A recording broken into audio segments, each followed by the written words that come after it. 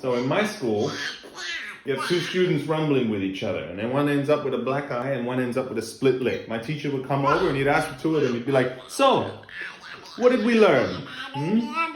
We learned that John has a heavy right hook, and we learned that Bill has a straight punch straight to the lips.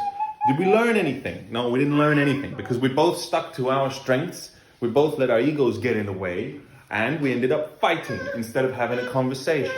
We didn't learn anything. We ended up busting each other up. If we had put our egos aside for a moment and we had had a conversation with each other, then perhaps we would have learned how to cover that line. Perhaps we would have learned each other better. Perhaps we would have learned how to control ourselves and have a productive conversation using our bonsals and our tansals as our words. Because everything is everything else. So if one side sticks to their opinions and the other side sticks to their opinions, and goes at it, then all that ends up, we have a black eye and a split lip.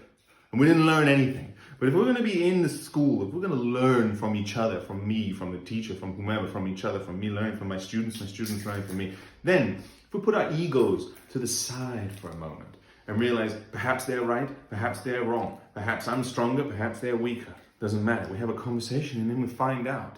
And then we learned everything from one side. We learned everything from the other side.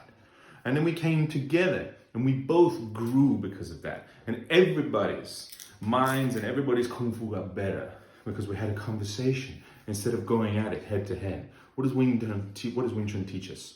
We'll go back and forth. I give you energy, you give me. If I expand, you contract. If I contract, you expand.